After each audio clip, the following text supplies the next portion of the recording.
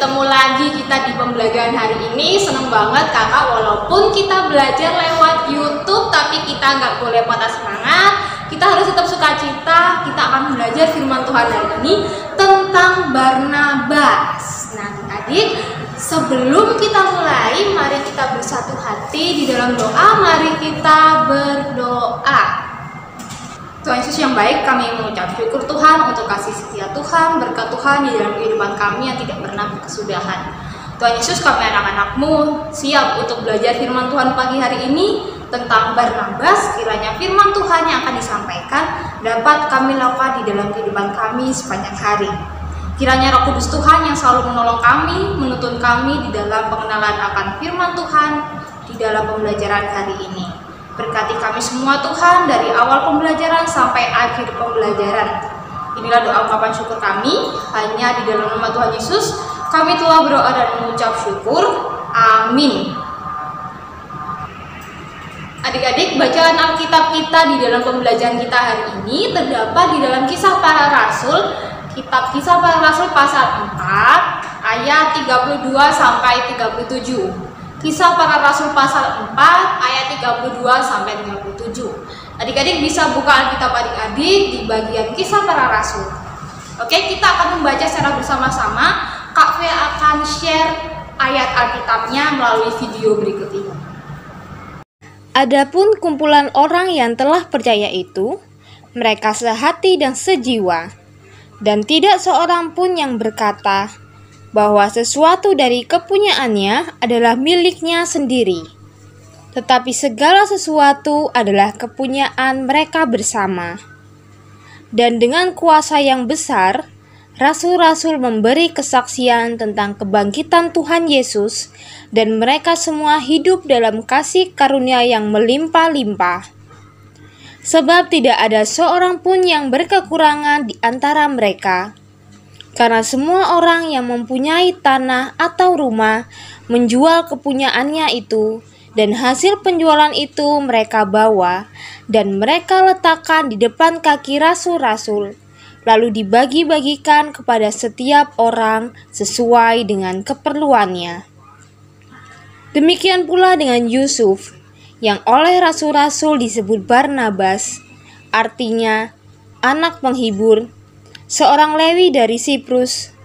Ia menjual ladang miliknya, lalu membawa uangnya itu dan meletakkannya di depan kaki rasul-rasul. Demikian pembacaan Alkitab kita hari ini. Adik-adik, tema pembelajaran kita masih sama seperti minggu lalu, yaitu tentang kesukaanku. Tetapi untuk subtemanya hari ini kita akan belajar tentang berbagi kasih. Ya, jadi kesukaanku adalah berbagi kasih. Hari ini kita akan belajar hal itu. Kita akan belajar juga dari tokoh yang bernama Barnabas. Nah, siapakah Barnabas? Apa yang dia lakukan untuk kita teladani? Mari kita belajar bersama-sama melalui video berikut ini. Adik-adik, setelah peristiwa Roh Kudus turun pada Pentakosta, murid-murid Tuhan Yesus dan orang percaya juga senang berkumpul bersama seperti adik-adik di sini, walaupun melalui aplikasi online. Kira-kira apa saja ya yang mereka lakukan saat mereka berkumpul bersama? Ya, betul banget. Mereka rajin berdoa. Nah, adik-adik, selain berdoa, mereka juga mendengarkan firman Tuhan loh adik-adik. Mereka diajarkan firman Tuhan oleh para rasul. Para rasul terus mengingatkan bahwa Yesus telah bangkit untuk menunjukkan kasih-Nya kepada kita semua. Selain berdoa dan mendengarkan firman Tuhan adik-adik, mereka juga saling berbagi. Mereka saling menyayangi seperti yang Tuhan Yesus ajarkan. Yang punya banyak uang berbagi kepada yang tidak punya uang. Yang punya banyak makanan berbagi kepada yang belum punya makanan. Yang punya rumah menjual rumahnya, lalu uang hasil menjual rumah tersebut diserahkan pada rasul untuk dibagikan bersama. Adik-adik, salah satu dari mereka bernama Barnabas. Barnabas, dia bernama Yusuf. Dia biasa dipanggil Barnabas. Ia adalah orang yang murah hati. Ia menjual ladang miliknya, padahal ia bukan seorang yang kaya. Adik-adik, tanah ladang yang dia miliki itu adalah harta berharganya satu-satunya. Dia menjualnya.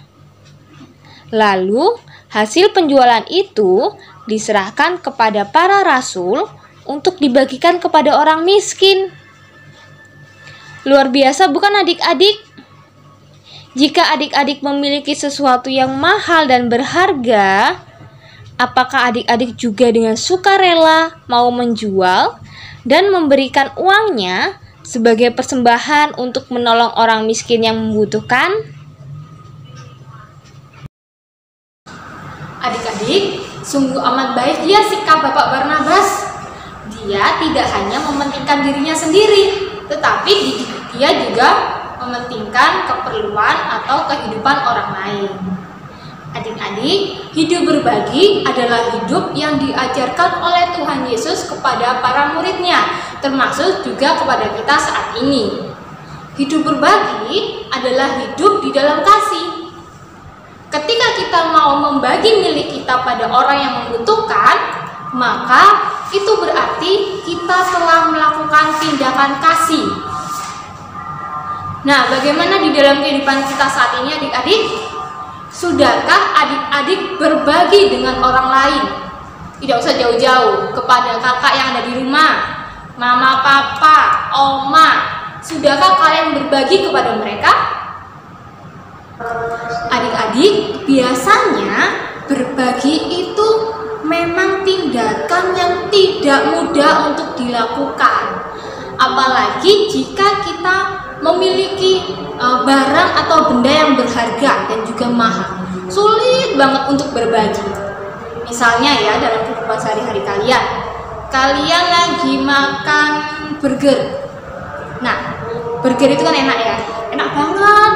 Apalagi kalau dimakan satu kali bikin habis.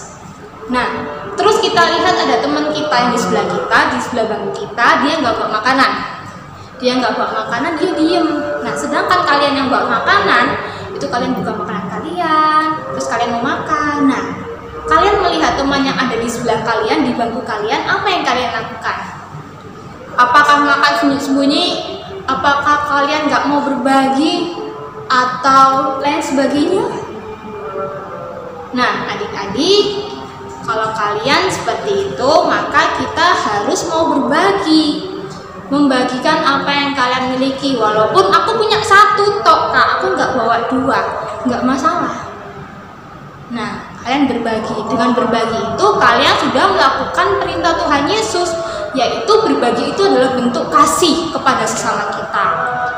Nah, masih banyak tindakan berbagi kasih yang dapat kita lakukan di dalam kehidupan kita sehari-hari. Adik-adik, melalui materi kita hari ini tentang Bapak Barnabas yang berbagi kasih, kita diingatkan untuk terus dan terus berbagi kasih kepada sesama kita.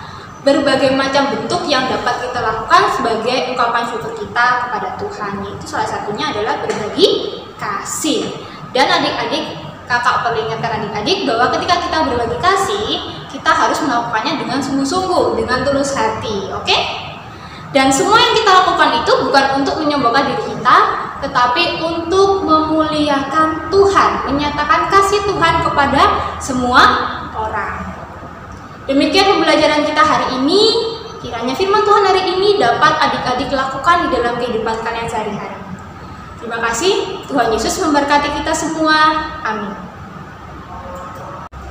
Adik-adik, untuk tugas adik-adik di dalam pembelajaran hari ini adalah ayat hafalan. Adik-adik menghafal ayat hafalan yang terdapat di dalam kitab Amsal pasal 17 ayat 17, yaitu seorang sahabat menaruh kasih setiap waktu dan menjadi saudara dalam kesukaran.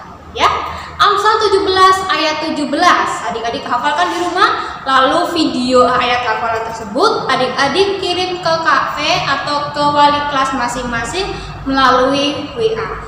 Oke, terima kasih. Selamat mengerjakan. Adik-adik, kita tutup pembelajaran kita hari ini di dalam doa. Mari kita berdoa. Tuhan Yesus, kami mengucap syukur karena Engkau selalu menuntun dan memberkati setiap pembelajaran kami sepanjang hari. Tuhan Yesus, kami telah belajar hari ini dari Barnabas. Kiranya melalui pembelajaran hari ini kami diingatkan untuk selalu berbagi kasih kepada sesama kami, kepada orang-orang di sekitar kami walaupun kami tidak mengenal orang tersebut. Tuhan Yesus, kiranya Engkau selalu memakai kami menjadi alat kemuliaan Tuhan, menjadi saluran berkat bagi orang-orang di sekitar kami. Tuhan berkati kami di dalam setiap aktivitas dan kegiatan yang kami lakukan sepanjang hari, agar apapun yang kami lakukan itu semua sesuai dengan kehendak Tuhan. Lindungi kami Tuhan, pulihkan kami jika kami ada yang sakit. Terima kasih Tuhan Yesus, inilah doa kami. Amin. Terima kasih adik-adik, sampai bertemu pada pembelajaran berikutnya. Tetap jaga kesehatan kalian, tetap prokes ya dimanapun kalian berada, dan juga tetap semangat dan sukacita di dalam melakukan aktivitas kalian. Terima kasih, Tuhan Yesus memberkati kita semua.